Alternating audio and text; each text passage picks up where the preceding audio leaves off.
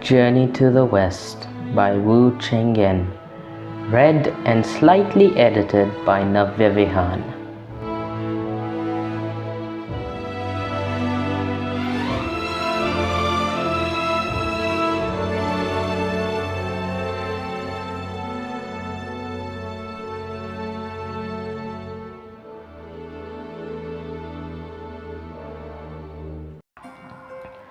Chapter 1. The divine root conceives and the spring breaks forth. As the heart's nature is cultivated, the great way arises. Before chaos was divided, heaven and earth were one. All was a shapeless blur, and no men had appeared.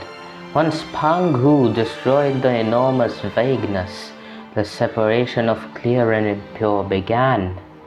Living things have always tended towards humanity. From their creation, all beings improve. If you want to know about creation and time, read Difficulties Resolved on the Journey to the West. In the arithmetic of the universe, 129,600 years make one cycle. Each cycle can be divided into 12 phases.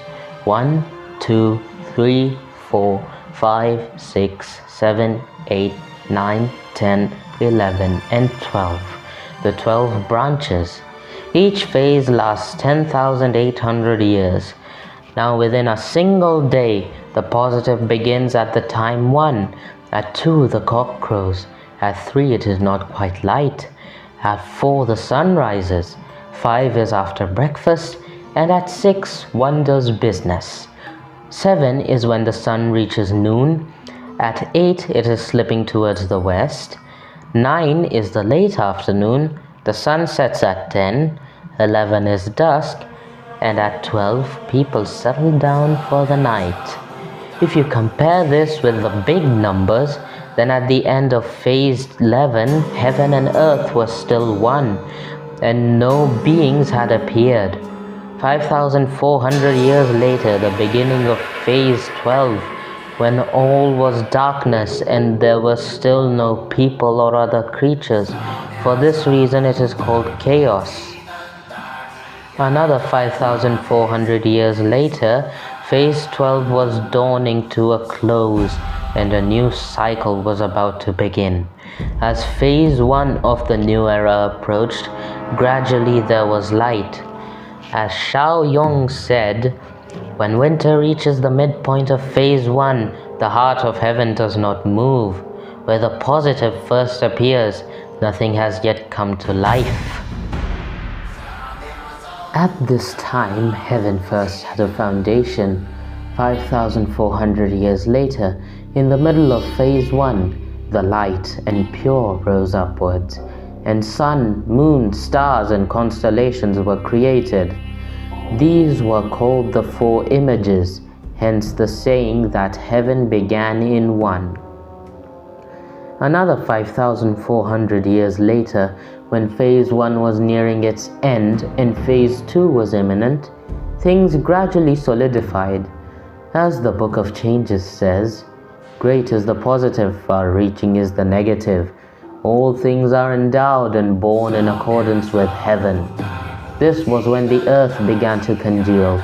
After 5,400 more years came the height of phase 2, when the heavy and impure solidified, and water, fire, mountain, stone, and earth came into being. These 5 were called the 5 movers. Therefore it is said that earth was created in phase 3. After a further 5,400 years, at the end of phase 2 and the beginning of phase 3, living beings were created. In the words of the book of the calendar, the essence of the sky came down, and the essence of earth went up.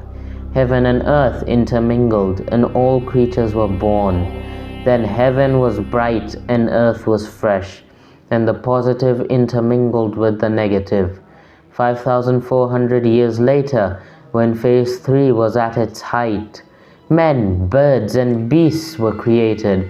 Thus the 3 powers, heaven, earth, and man, now had their set places. Therefore, it is said that man was created in phase 3. Moved by Pangu's creation, the 3 emperors put the world in order, and the 5 rulers laid down the moral code. The world was then divided into 4 great continents: the eastern continent of Dongsheng Shenzhuo, the western continent of Xinyu Hezhuo, the southern continent of Jambu, and the northern continent of Kuru. This book deals only with the eastern continent of Dongsheng Shenzhuo. Beyond the seas there is a country called Aolai. This country is next to an ocean, and in the middle of the ocean is a famous island called Mount Huaguo. This mountain is the ancestral artery of the 10 continents, the origin of the 3 islands. It was formed when the clear and impure were separated and the enormous vagueness was divided. It is a really splendid mountain, and there are some verses to prove it. It stills the ocean with its might. It awes the Jade Sea into calm. It stills the ocean with its might.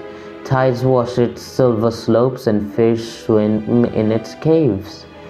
It awes the Jade Sea into calm. Amid the snowy breakers the sea serpent rises from the deep. It rises high in the corner of the world where fire and wood meet. Its summit towers above the eastern sea. Red cliffs and strange rocks, beetling crags and jagged peaks. On the red cliffs phoenixes sing in pairs. Lone unicorns lie before the beetling crags. The cry of pheasants is heard upon the peaks. In caves the dragons come and go. There are deer of long life and foxes in the woods, miraculous birds and black cranes in the trees. There are flowers of jade and strange plants that wither not. Green pine and bluish cypress ever in leaf. Magic peaches always in fruit. Clouds gather around the tall bamboo. The wisteria grows thick around the mountain brook, and the banks around are newly covered with flowers. It is the heaven supporting pillar where all the rivers meet. The earth's root changed through a myriad eons. There was once a magic stone on the top of this mountain, which was 36 feet 5 inches high and 24 feet round. It was 36 feet 5 inches high to correspond with the 365 degrees of the heavens, and 24 feet round to match the 24 divisions of the solar calendar. On top of it were 9 apertures and 8 holes for the 9 palaces and the 8 trigrams. There were no trees around it to give shade, but magic fungus and orchids clung to its side. Ever since creation began, it had been receiving the truth of heaven, the beauty of earth, the essence of the sun, and the splendor of the moon. And as it had been influenced by them for so long, it had miraculous powers. It developed a magic womb, which burst open one day to produce a stone egg about the size of a ball. When the wind blew on this egg, it turned into a stone monkey, complete with the 5 senses and 4 limbs. When the stone monkey had learned to crawl and walk, he bowed to each of the 4 quarters. As his eyes moved, 2 beams of golden light shot towards Da Lo Tian and startled the supreme heavenly sage, the greatly compassionate Yu-Di of the Azure Vault of Heaven, who was sitting surrounded by his immortal ministers on his throne in the Ling Xiao Bao Dian. When he saw the dazzling golden light, he ordered Qianlian and Shu Feng-er to open the southern gate of heaven and take a look. The 2 officers went out through the gate in obedience to the imperial command, and while one observed what was going on, the other listened carefully. Soon afterwards they reported, In obedience to the imperial mandate, your subjects observed and listened to the source of the golden light. We found that at the edge of the country of Aolai, which is the east of the ocean belonging to the eastern continent Dongsheng Shenzhuo, there is an island called Mount Huaguo.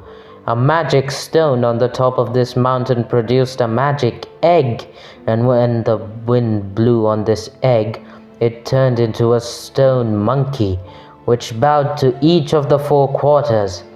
When he moved his eyes, golden light shot towards Da Lo Tian. But now that he is eating and drinking, the golden light is gradually dying. In his benevolence and mercy, Yudi said, "Creatures down below are born of the essence of heaven and earth. There is nothing remarkable about him." On his mountain, the monkey was soon able to run and jump, feed from plants and trees, drink from brooks and springs, pick mountain flowers and look for fruit. He made friends with the wolves, went around with the tigers and leopards, and was on good terms with the deer, and had the other monkeys and apes for relations. At night he slept under the rock faces, and he roamed around the peaks and caves by day. As the saying so rightly goes, there is no calendar in the mountains, and when winter's over, you don't know the time of year. On hot mornings, he and all the other monkeys would play under the shade of some pines to avoid the heat. Just look at them!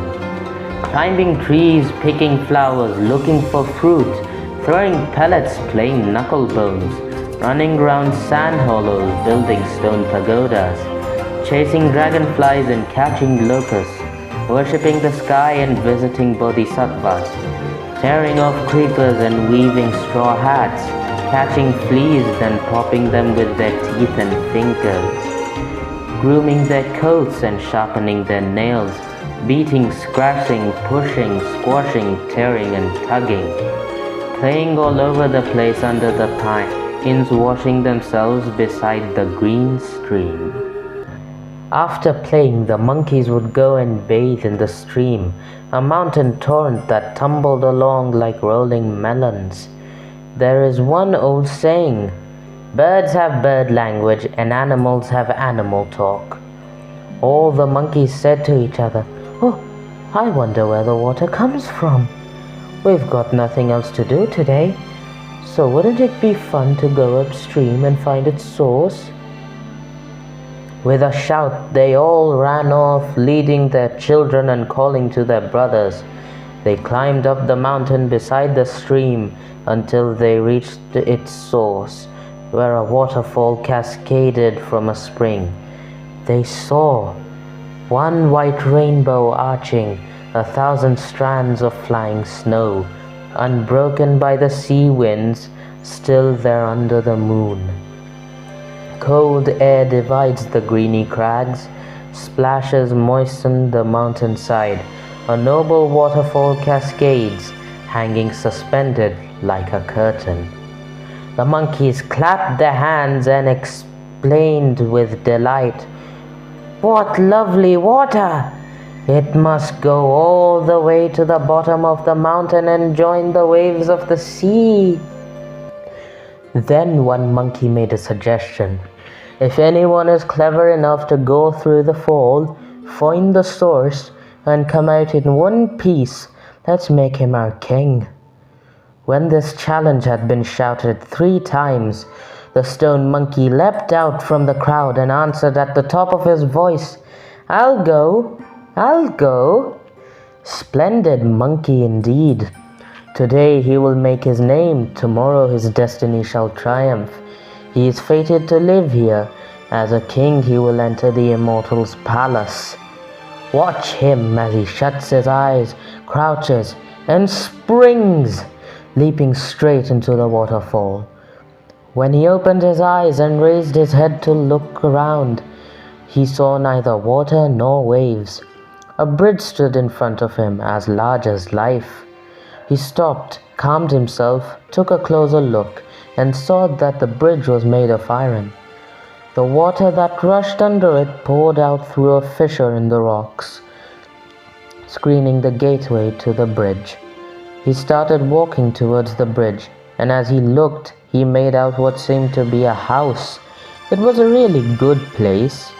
He saw emerald moss piled up in heaps of blue, white clouds like drifting jade, while the light flickered among wisps of colored mist. A quiet house with peaceful windows, flowers growing on the smooth bench, dragon pearls hanging in niches, exotic blooms all around, traces of fire beside the stove, scraps of food in the vessels by the table, adorable stone chairs and beds, even better stone plates and bowls, one or two tall bamboos, 3 or 4 sprigs of plum blossom, a few pines that always attract rain, all just like a real home. He took a good, long look and then scampered to the middle of the bridge, from where he noticed a stone tablet. On the stone tablet had been carved in big square letters, Hua Guo Shan Fu Di Shui Lian Dong Dong Qian. The stone monkey was beside himself with glee. He rushed away, shut his eyes, crouched, and leapt back through the waterfall. "We're in luck! We're in luck!" he said with a chuckle. All the other monkeys crowded round him, asking, "What's it like in there? How deep is the water?" "There's no water, none at all," replied the stone monkey. "There's an iron bridge, and on the other side of the bridge there's a house that must have been made by heaven and earth." "However could you see a house there?" the other monkeys asked. The stone monkey chuckled again. "The water here comes under the bridge and through the rocks, and it hides the gateway to the bridge from view. There are flowers and trees by the bridge, and a stone house too. Inside the house are stone rooms, a stone stove, stone bowls, stone plates, stone beds, and even stone benches. In the middle of it all is a tablet which says, Hua Guo Shan Fu Li Shui Lan Dong Dong Qian. It's just the place for us to settle down in. There's room there for thousands. Let's all move in. They won't have to put up with any more nonsense from heaven. In there we can hide the air from the wind and shelter from the rain, with nothing to fear from frost and snow, and never a rumble of thunder. The colored mists glow bright, and the place smells lucky. The pine and bamboo will always be beautiful, and rare flowers blossom every day." The other monkeys were all so delighted to hear this that they said, "You go first and take us with you." The stone monkey shut his eyes, crouched, and leapt in again, shouting, "Follow me in! Follow me in!" The braver monkeys all jumped through. The more timid ones peered forward, shrank back, rubbed their ears, scratched their cheeks, shouted, and yelled at the top of their voices before going in, all clinging to each other.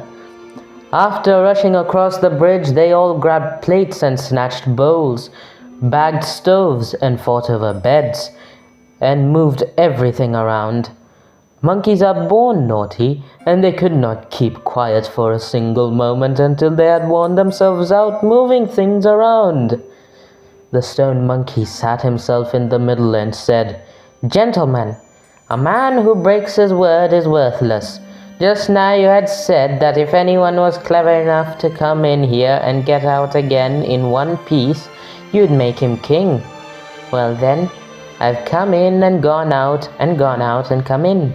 I found you gentlemen a cave heaven where you can sleep in peace and all settle down to live in. Why haven't I been made king?" On hearing this, all the monkeys bowed and prostrated themselves, not daring to disobey. They lined up in groups in order of age and paid their homage as at court. all acclaiming him as the great king of 1,000 years. The stone monkey then took the throne, made the word stone taboo, and called himself Handsome Monkey King. There's a poem to prove it that goes, all things are born from the three positives. The magic stone was quick with the essence of sun and moon. An egg was turned into a monkey to complete the great way. He was sent a name so that the elixir would be complete. Look inside, he perceives nothing because it has no form. Outside, he uses his intelligence to create visible things. Men have always been like this. Those who are called kings and sages do just as they wish. Taking control of his host of monkeys, apes, gibbons, and others, the handsome Monkey King divided them into rulers and subjects, assistants and officers. In the morning they roamed Mount Huaguo, and in the evening they settled down for the night in the Sri Landong. They made a compact that they would not join the ranks of the birds or go with the running beasts.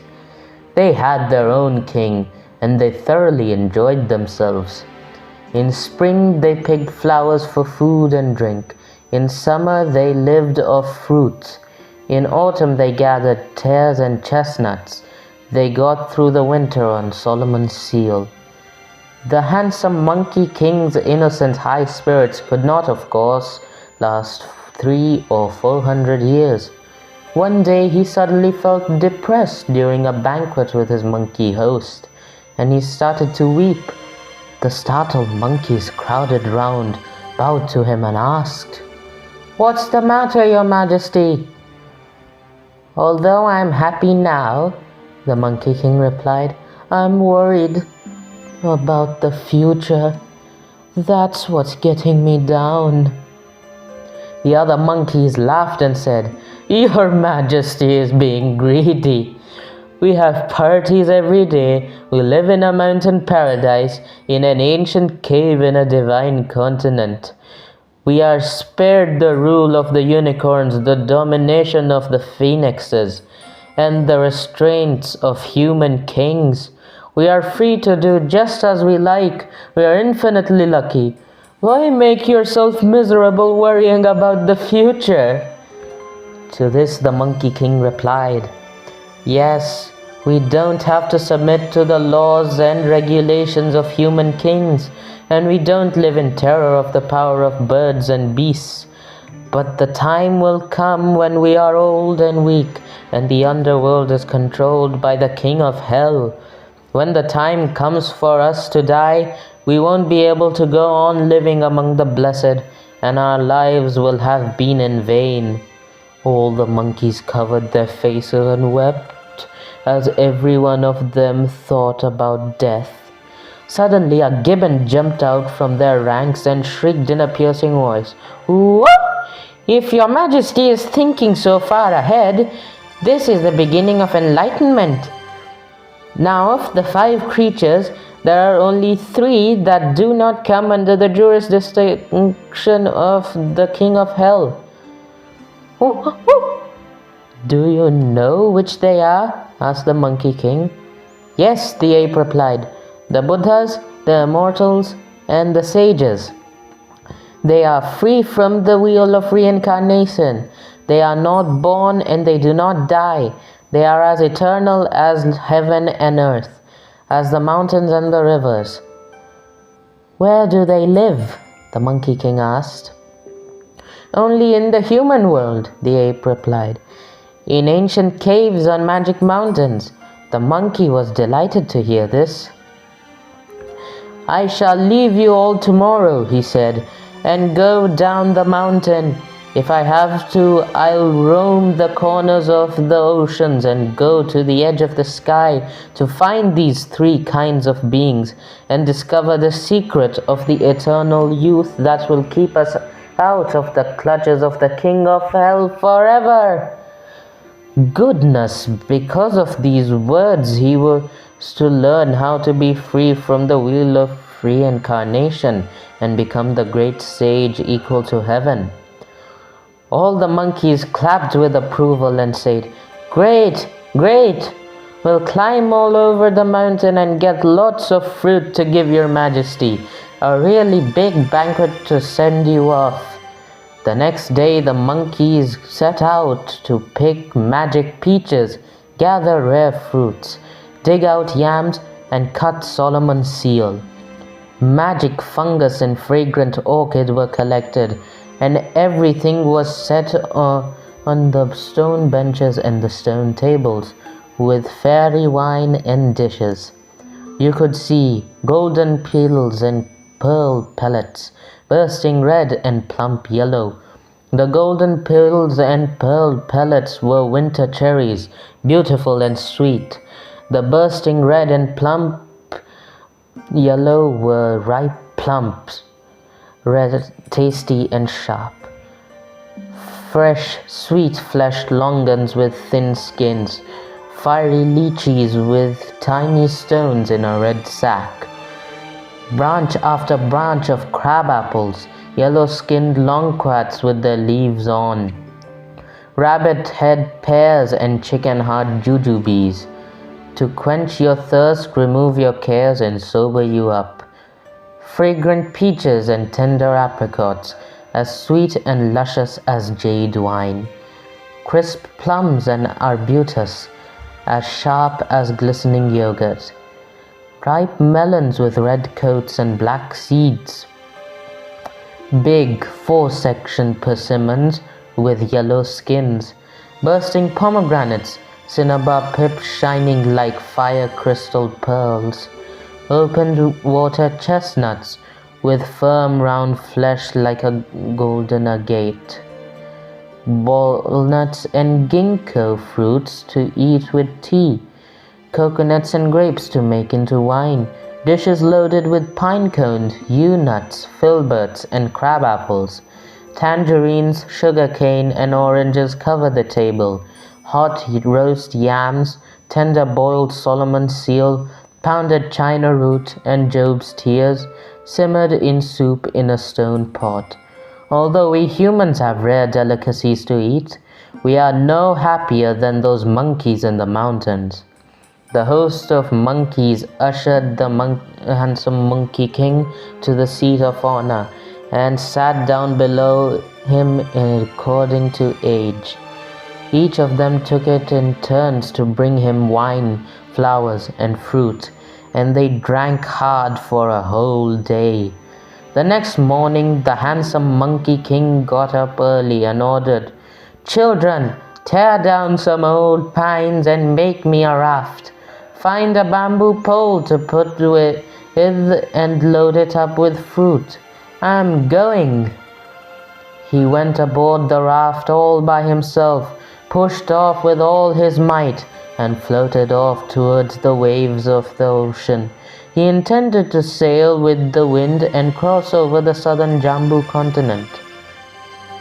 The heaven-born monkey whose conduct was so noble, left his island to drift with heaven's winds. He sailed oceans and seas to find the way of immortality, deeply determined to do a great deed. The predestined one should not have vulgar longings. He can attain the primal truth without care or worry. He is bound to find a kindred spirit to explain the origins and laws of nature. The heaven-born monkey, whose conduct was so noble, left his island to drift with heaven's winds. He sailed oceans and seas to find the way of immortality, deeply determined to do a great deed. The predestined one should not have vulgar longings. He can attain the primal truth without care or worry. He is bound to find a kindred spirit to explain the origins and the laws of nature. He had chosen just the right time for his journey. After he boarded his raft, the southeasterly wind blew hard for days on end and bore him to the northwestern shore of the southern continent. Testing the depth of the water with his pole, he found that it was shallow, so he had abandoned the raft and jumped ashore. He saw humans by the coast, fishing, hunting geese, gathering clams and extracting salt.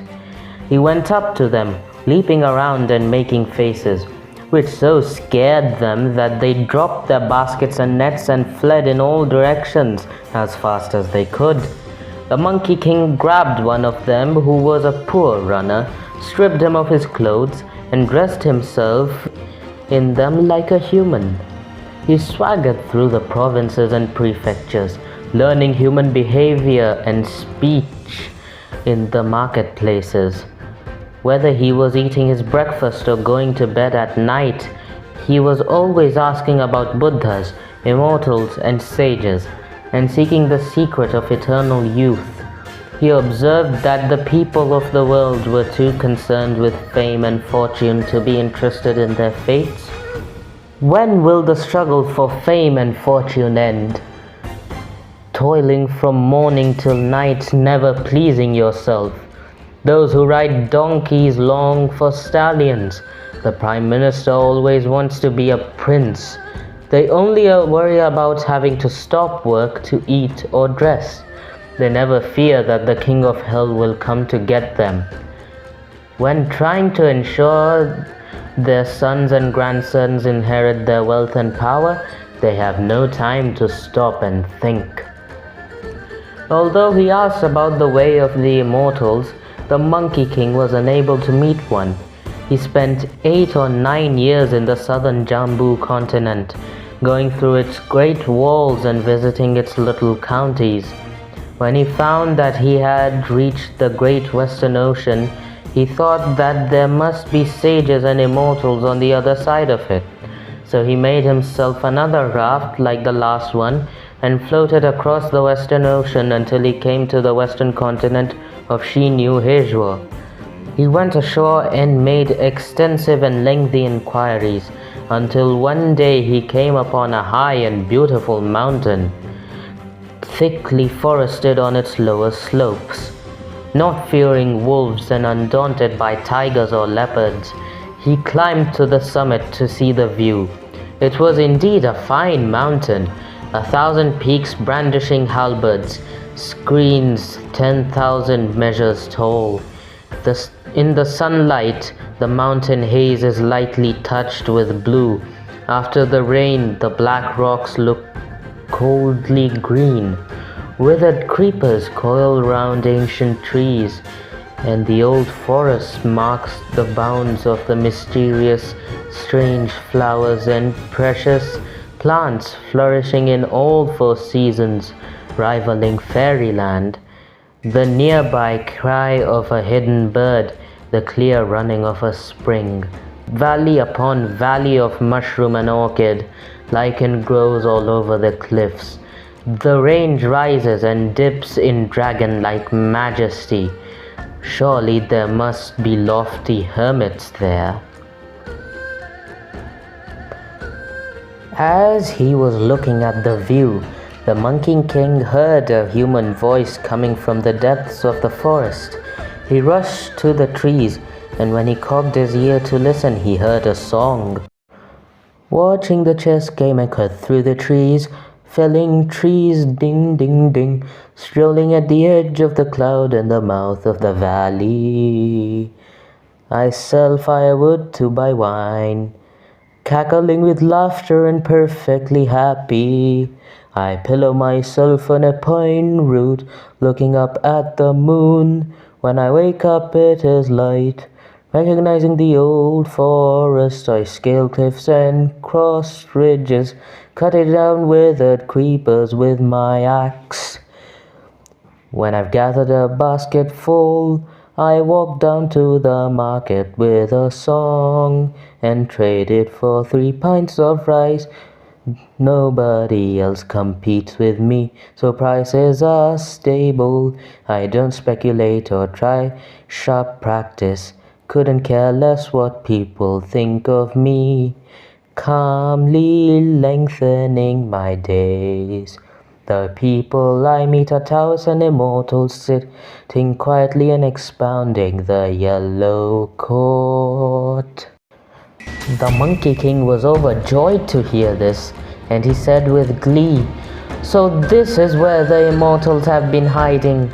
He bounded deeper into the woods for a closer look and saw that the singer was a woodcutter cutting firewood. He was wearing the most unusual clothes.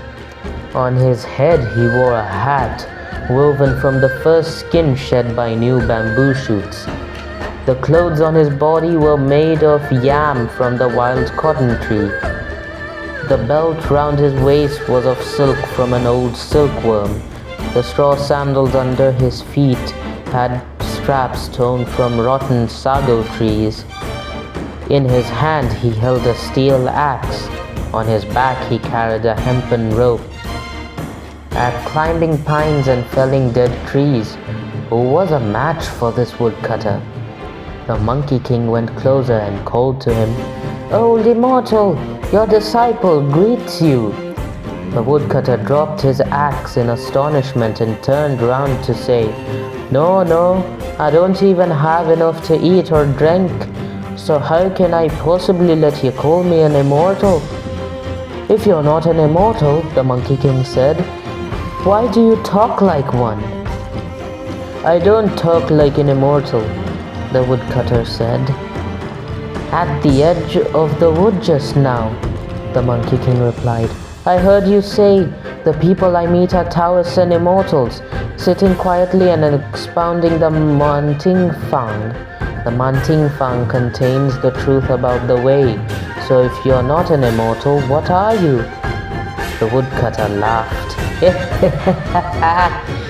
"It's quite true that the song is called 'The Fragrance of the Manting Fan,' and an old immortal who lives near my hood taught me it.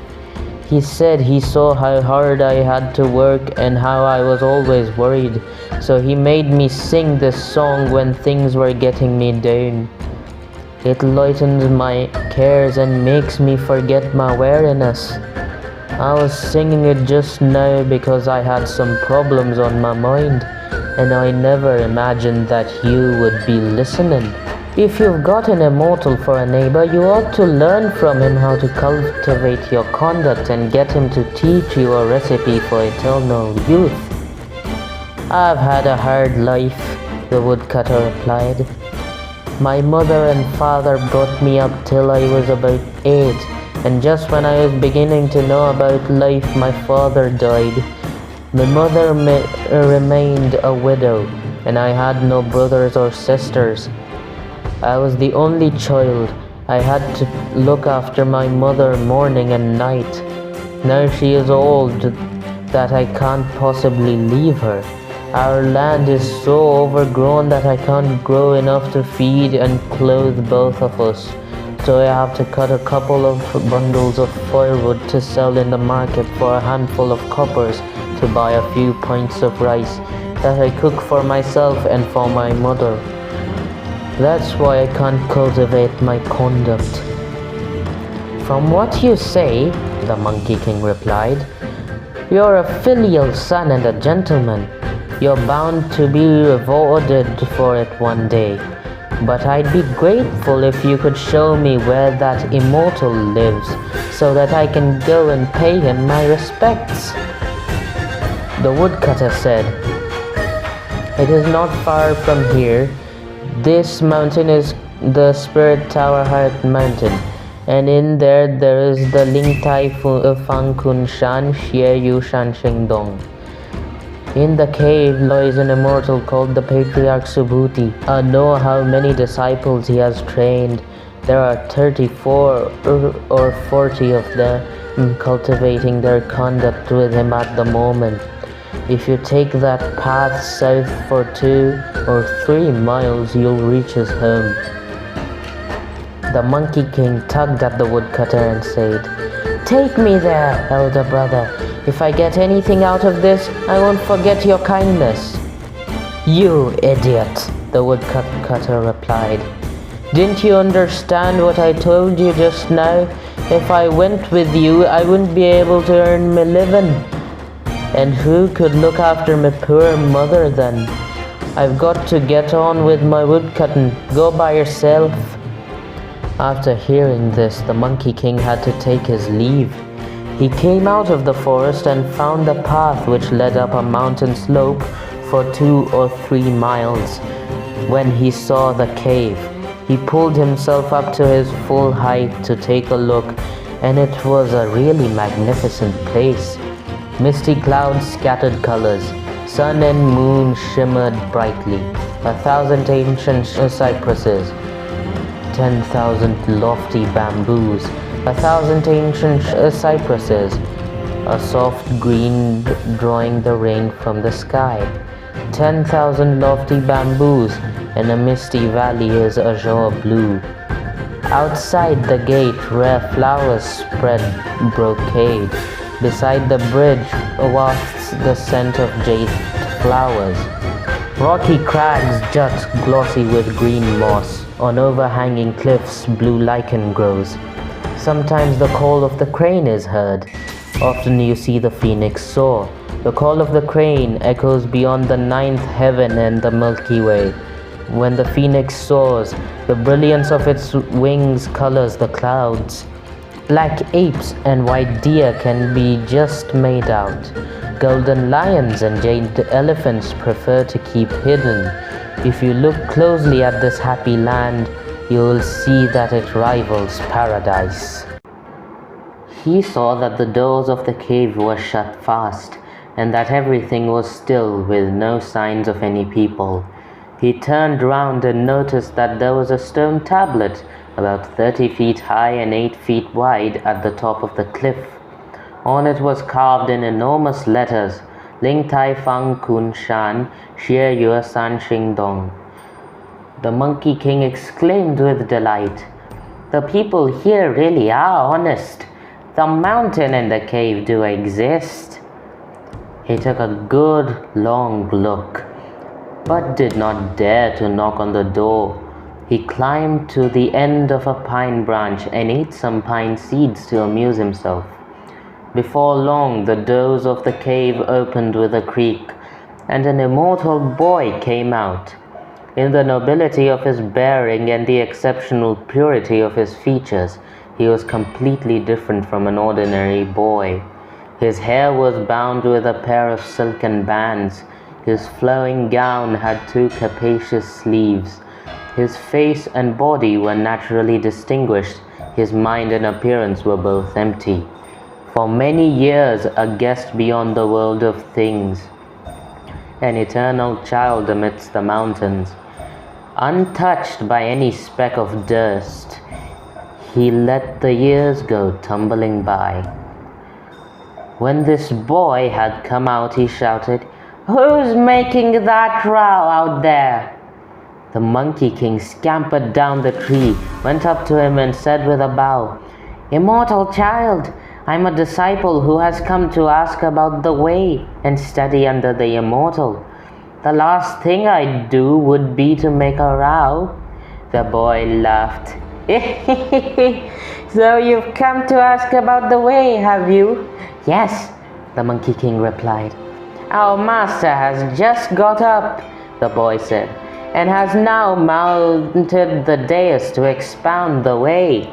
Before he had started to explain about the origins, he told me to open the door. He said, 'There is a great someone outside who wants to cultivate his conduct. Go and welcome him.' I suppose he must have meant you." "Yes, he meant me," the Monkey King said with a smile. "Come with me," the boy said. The Monkey King straightened his clothes and followed the boy deep into the depths of the cave.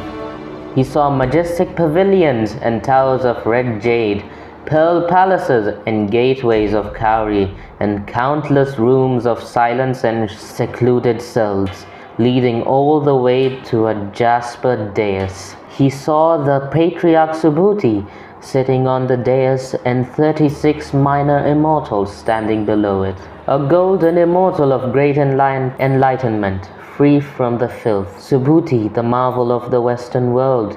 Neither dying nor born, he practices the triple meditation, his spirit and soul entirely benevolent. In empty detachment, he follows the changes. Having found his true nature, he lets it run free. as eternal as heaven and majestic in body. The great teacher of the law is enlightened through aeons. As soon as the handsome Monkey King saw him, he bowed low and knocked his head on the ground before him many times, saying, "Master, Master, your disciple pays his deepest respects." "Where are you from?" the patriarch asked. "You must tell me your name and address before you can become my pupil." "I come from the Sri Liandong in Mount Huaguo, in the land of Aolai, in the eastern continent of Dongsheng Shenzhou," replied the Monkey King. "Throw him out," the patriarch roared. "He's a liar and a cheat, and even if he tried cultivating his conduct, he would get nowhere." The Monkey King desperately kept hitting his head on the ground and said, "Your disciple spoke the truth. I promise I wasn't lying." The patriarch asked, "If you were speaking the truth, why did you say you come from the eastern continent of Dongsheng Shenzhou? Between here and the eastern continent there are 2 seas and the southern Jambu continent. So how could you have possibly come here from there?" The monkey, still kowtowing, replied, "I sailed across the seas and oceans, crossed frontiers, and wandered through many countries for over 10 years before I arrived here." "So you came here by stages," the patriarch remarked. "What is your surname?" "I'm not surly," the Monkey King replied. "If people call me names, it doesn't bother me. If they hit me, I don't get angry. I'm just polite to them. And that's that. I've never been surly." "I didn't ask if you were surly. I wanted to know the surname you inherited from your parents." "I didn't have any parents," the Monkey King replied. "If you had no parents, did you grow on a tree?" "I grew not on a tree but in a stone," the Monkey King replied. "All I remember is that there was a magic stone on the top of Mount Huaguo, and that one year the stone split open and I was born." Concealing his delight at hearing this, the patriarch remarked, "In other words, you were born of heaven and earth. Walk around for a moment and let me have a look." The Monkey King leapt to his feet and shambled round a couple of times. The patriarch smiled and said, "Though you have rather a base sort of body, you look like one of the rhesus monkeys that eat pine seeds, and I ought to give you a surname that fits your appearance and call you Hu, meaning macaque. The elements that make up the character Hu are animal, old, and moon. What is old is ancient, and the moon embodies the negative principle, and what is ancient and negative cannot be transformed. But I think it would do much better to call you Sun, meaning monkey. Apart from the animal element, the character Sun has one part implying male and one part suggesting a baby, which fits in with my basic theories about children. Your surname will be Sun." When the Monkey King heard this, he kowtowed with delight and said, "Great, great! Now I have a surname. I am eternally grateful to you for your mercy and compassion, Master. I beg you to give me a personal name to go with my surname. Then it will be much easier to address me." "There are 12 characters with my sect," said the patriarch, "which I gave as surnames. You belong to the 10th generation of my disciples." "What are these 12 words?" said the Monkey King. "Broad, great, wisdom, intelligence, true, likeness, nature, see, bright, awakened, complete, and enlightenment. If we work out the generations of disciples, then you should have a name with Wu, meaning awakened, in it. So we can give you the Dharma name Sun Wukong, which means monkey awakened to the void. Will that do?" "Marvelous! Marvelous! said the Monkey King. "From now on my name will be Sun Wukong." Indeed, when the great vagueness has separated, there were no surnames. To smash foolish emptiness, he had to be awakened to emptiness. If you want to know what success he had in cultivating his conduct, you must listen to the explanation in the next installment.